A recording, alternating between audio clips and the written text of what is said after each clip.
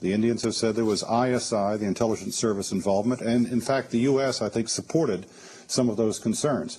There was also concerns about Pakistan's continuing support for the Taliban, perhaps on the basis that one day the U.S. and NATO will leave there, and then they will have to have their security reinforced in Afghanistan. The issue here is how do they overcome those mutual suspicions?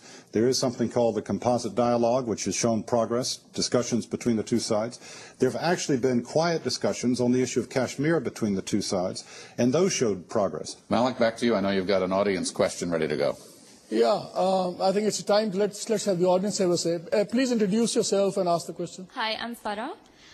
In his book, Dying to Win, The Strategic Logic of Suicide Terrorism, Dr. Robert Pope identifies that over 95% of suicide bombings have a simple political objective, anti-occupation. In that context, doesn't the U.S. occupation of Afghanistan seem counterproductive?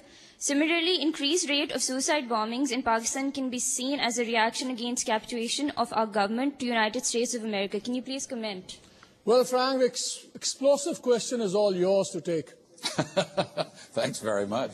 Who wants to take it? I've read the book. Okay. It's a great book. All right. And I think that there is truth. Suicide bombings are related to political grievances, including occupation. But I do not believe that we are an occupier in Afghanistan. In fact, the Afghan people continue to support the U.S. presence there, although it wants the civilian casualties to stop. So I agree with the premise that, yes, suicide bombing is related to political grievances, but so far we're not seen as an occupier, and hopefully we will not become an occupier. So, Malik, I'd like to pose a question to your guests with you there, if I may, and this is something that we hear in a variety of ways from officials here in Washington and others. Many of them are friends and allies of Pakistan. As we've observed here, your Army Chief of Staff, Ashraf is here in Washington for these discussions that we've discussed on the subject of military and other aid. The original focus was to develop a strategy against the Taliban and Al-Qaeda. But as we've heard earlier mentioned, the Pakistani government recently acquiesced to Islamic law in some of these areas in return for this ceasefire. How can Pakistan effectively combat these militants when it is striking deals such as this within its own sovereign territory?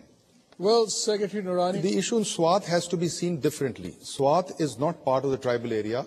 The demand for an Islamic judicial system has been there for the last 15 years, 20 years.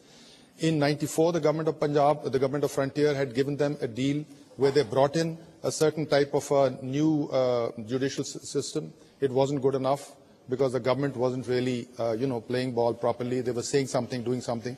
In 99 again, another revision was made, and still it didn't satisfy the public. So this is Swat because it was administered by a ruler, as different from the tribal areas, and this ruler was...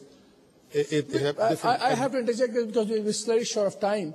Do you really believe that the issue over there, as taken by Mullah Fazlullah and all, was a religious thing? I mean, the guy is not even a religious scholar. True. He was a nobody, picks up a gun, becomes a leader. But the point is, it did find a certain amount of popularity because of the particular judicial system that he was espousing. Now what has happened is that since 99, because of the 2000 event, because the state is fighting a different war, the demands have gone beyond that. So the dilemma is, or the danger is, that if this deal pertains only to the giving in of a new judicial system for the state around the division of Malakand, it'll be fine. I have one question for Washington before we come back to Islamabad. I mean, it's easy to say anything would be an improvement on Bush. That's the best part of the whole deal.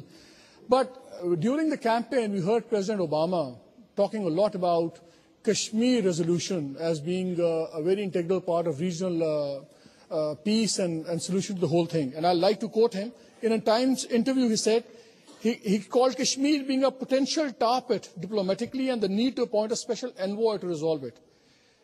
And in another interview, he said, we should try to resolve the Kashmir crisis so that Pakistan can stay focused not on India, but on situation with those